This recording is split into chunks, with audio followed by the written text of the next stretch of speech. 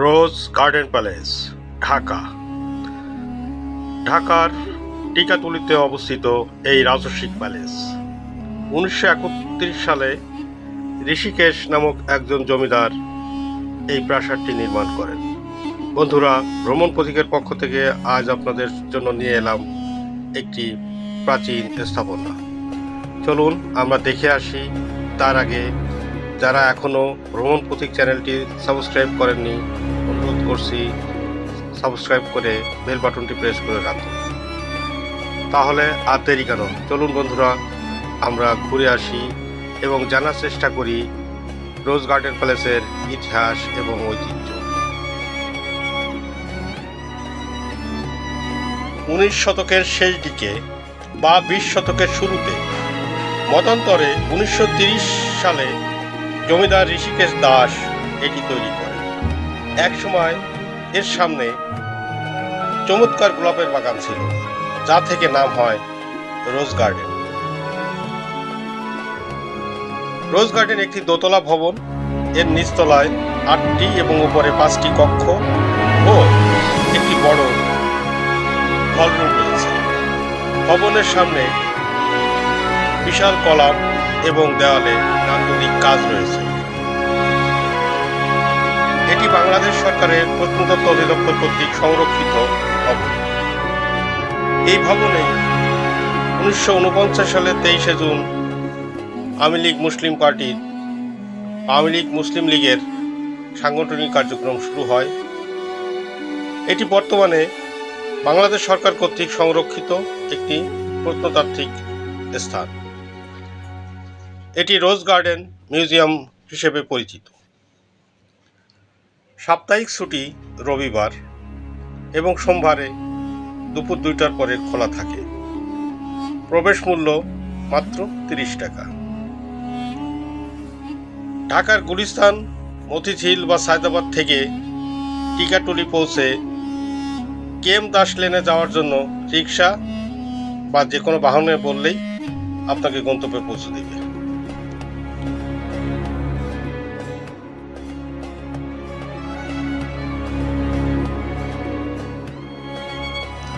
জমিদার ঋষিকেশ দাস ছিলেন ব্রিটিশ আমলের ধনী ব্যবসায়ী। সাধারণ পরিবার থেকে আসায় ঢাকার অভিজাত পরিবারগুলো তাকে তেমন গুরুত্ব দিত না। শোনা যায় একবার বলদা গার্ডেনে এক আসরে অপমানিত হয়ে তিনি সেখান থেকে চলে আসেন।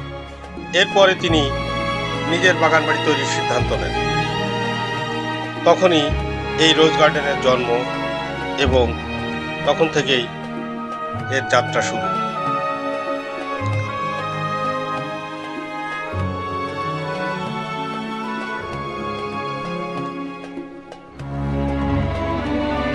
কথিত আছে এই বাড়িটি সম্পন্ন হওয়ার আগেই ঋষিকেশ দাস দেউলিয়া হয়ে পড়েন এবং 1937 সালে অর্থাৎ নির্মাণের মাত্র 7 বছর পরেই তিনি বিক্রি করে দিতে বাধ্য হন এই রোজ গার্ডেন প্যালেস। তখন খান বাহাদুর আব্দুর রশিদ এটি ক্রয় করেন। পরে এর নাম রাখা হয় রশিদ মঞ্জিল। খান বাহাদুর আব্দুর রশিদের মৃত্যুর পর রোজ গার্ডেনের মালিকানা পান তার বড় ছেলে কাজী বশির হুমায়ুন। 1970 সালে বেঙ্গল স্টুডিওর রোজ গার্ডেন ভাড়া নেয় এবং সেখান থেকে জনপ্রিয় সিনেমা হারানো দিন শুটিং হয়। সেই সময় এটি হুমায়ুন সাহেবের বাড়ি নামে পরিচিত ছিল। 1989 সালে প্রত্নতত্ত্ব অধিদপ্তর ভবনটিকে সংরক্ষিত হিসেবে ঘোষণা করেন। পরে আইনি জটিলতার পর মালিকানা ফেরত আসে কাজী আব্দুর রশিদ পরিবারের কাছে। অবশেষে 2018 সালে বাংলাদেশ সরকার প্রায় 332 কোটি টাকায় রোজ গার্ডেন প্যালেস ক্রয় করে নেন এবং এটি বর্তমান বাংলাদেশ সরকারের মালিকানায় রয়েছে। এই রোজ গার্ডেন প্যালেসটি 22 বিঘা জমির উপর নির্মিত। ভবনটির আয়তন প্রায় 7000 বর্গফুট এবং উচ্চতা 45 ফুট। এটি একটি দোতলা ভবন।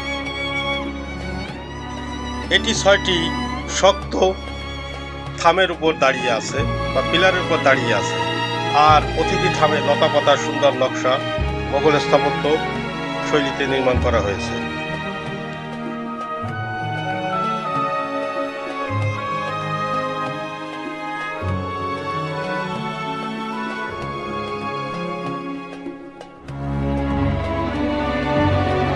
বর্তমানে রোজ গার্ডেন প্যালেসটি জনগণের জন্য উন্মুক্ত।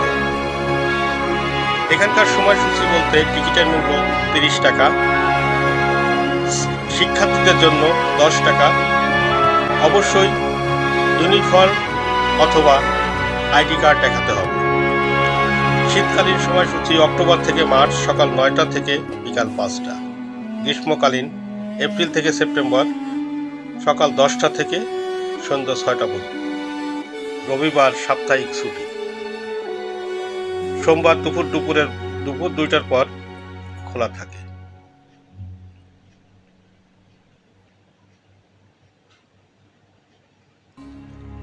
দর্শনার্থীরা চাইলে অনলাইনে টিকিট কাটারও ব্যবস্থা আছে এই রোজ গার্ডেন প্যালেসে। এই রোজ গার্ডেনের পাশেই রয়েছে বলদা গার্ডেন ও খ্রিস্টান কবরস্থান। হাতে সময় থাকলে বলদা গার্ডেন এবং পুরানো ঢাকা দর্শনীয় স্থানগুলো আপনারা ঘুরে আসতে পারবেন। শীতকালে গেলে রোজ গার্ডেনের সেই বিখ্যাত গোলাপ বাগানের সৌন্দর্য উপভোগ করতে পারবেন। অন্য সময় গেলে বাগান দেখতে পারবেন, কিন্তু ফুলগুলো দেখার সুযোগ নাও হতে পারে। অনেক ধন্যবাদ বন্ধুরা, এতক্ষণ সময় নিয়ে ভিডিওটি উপভোগ করার জন্য।